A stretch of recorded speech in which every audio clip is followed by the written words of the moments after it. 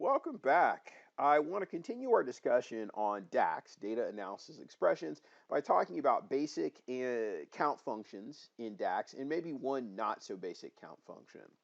So I've got our AdventureWorks database that we have opened. Well, actually, not the whole AdventureWorks database. We've got some specific tables pulled from our AdventureWorks SQL database, and we're specifically working inside that fact table, specifically the fact internet sales table.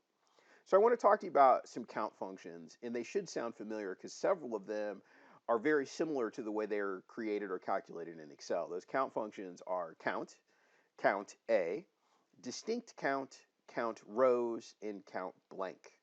Okay, and then I'm going to supplement that with the calculate function, which is going to function very similar to a count if. So I've got some explicit measures already created down here. And those explicit measures tell us the total number of transactions of our internet sales, the total number of customers that purchased off of the internet, and we isolated one customer, customer 17335, and that customer placed one specific order. Okay. So here's what we're going to do. Let's start off with just trying to type a count function, just figure out how that works. And there are really easy understandings here. So with the count function,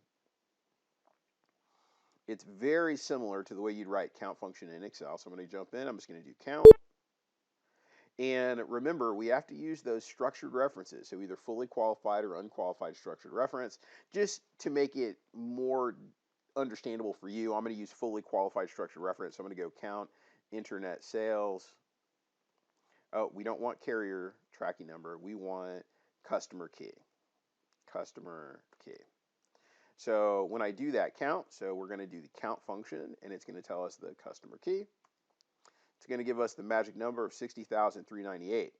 Okay, so we'll just say count customer key. Okay, so that's the very first count function that we're going to work with. Count customer key. We'll express that. We'll stretch that up. Come on, stretch that out a little bit. Okay, so that's the total number of transactions based on customer key inside this table. And I could have done it off of anything really, because it's just counting every record in the table. Now, speaking of counting every record in the table, or well, it's every record in the customer key table, we could do that another way. We could do that with a count table row feature, right? So if we did count table row, what it's going to do is it's going to count the total number of rows in the entire fact internet sales table. Okay, so what is that going to look like if we did count table row or count rows? So I'm going to go count rows. And notice it's slightly different, right? So instead of being a fully qualified structured reference where it's the name of the object and the field, it simply wants to know the name of the entire table, right? So I give it fact internet sales, the entire table, and that's it. Oops. See, I typed a squiggly bracket instead of a square bracket there. And what that's going to do, it's going to be quite a few. It should be the exact same, 60,398. Or I spelled it wrong. Count rows. Let's backtrack here. Fact internet sales. There we go. 60,398. So we've got that whole table that's happening here. Okay. Got this entire table of 60,398. And all that did is it just counted every single row that was inside this table. That's the whole thing. So count rows, name of the object. It happens to come out to be the same because clearly we did a count of customer key and we did a count of total rows. So that comes out to be the same. Now what we could do though is do something a little bit more interesting. So we could do something like a distinct count.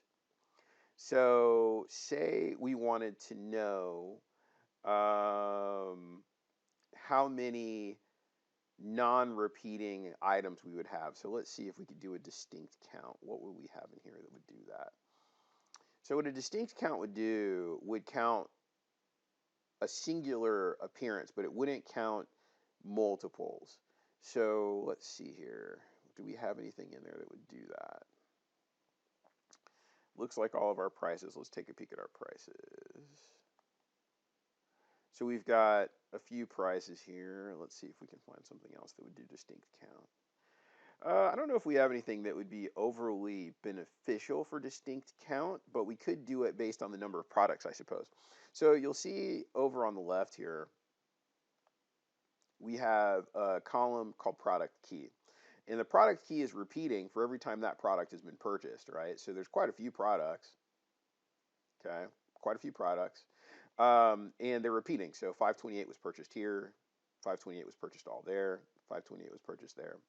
So and let me change the measure of this here so you can see what that one is. So that's count rows. There we go. So what we're going to do is something slightly different here. We're going to use another function called distinct count.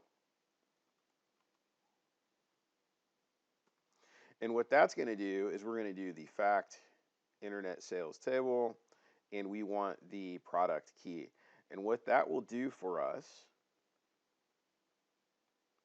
boop, product key, is that's going to tell us how many unique entries for each individual column number you've got in that product key column. So it's not going to count 528 every time it was purchased. It's only going to count it once, and that should tell us the number of individual products we have sold. So there's 158 total individual products that we have sold, okay? And if I look at this, there's quite a few in there, right?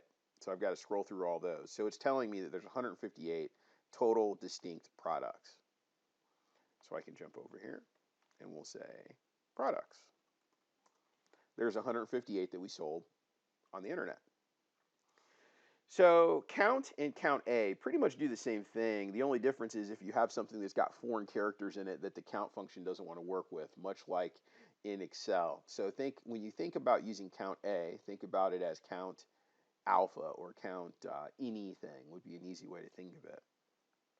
Okay. What I do want to show you though is something a little bit more specific. So say for example, you wanted to know how many of product 528 were sold. Okay, so how many items, how many 528s were sold? So count if 528. Well, there actually is. So if I jump in and I start typing count if, see there is no count if in DAX like there is in Excel. So if you want to do count if, what you're actually going to do is you're going to use something called calculate. And I've got another video that talks about calculate. So please check that video out because you'll use calculate quite a bit. It's a very powerful tool. It's really, really helpful inside DAX. So what I'm going to do is I'm going to type calculate, and I'm going to then do my basic aggregate expression of just straight up count. Okay. And I want to count the fact internet sales table product key. Oh, not promotion key. We want product key. Okay. So I'm doing a count, fact internet sales product key. And what I'm going to do is I'm going to filter that. So my product key, so fact internet sales product key, specifically, product key is specifically 528. So what that should do for me in just a second, let's see here, make sure I didn't spell anything wrong. Looks pretty good. Should tell me how many of 528 we sold, which was 3,095. So we sold product 528. We had 3,095 out of 6,398 products were product 528. And I could make it even more interesting, right? So I know how many total sales we've had.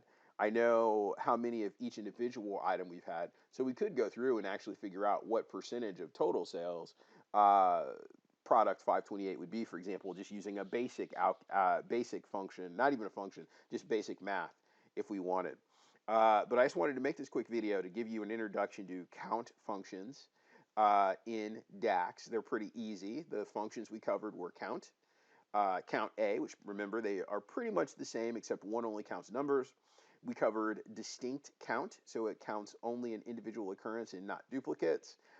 We did count rows, which would give you a total count of every row in a table. And we talked about count blank, which would basically count any value that was blank, which we don't have any blanks here. So if I did a count blank, it would return 0. But if you did have missing records, it would report, or it would return a 0 value, or whatever value that would be for count blank.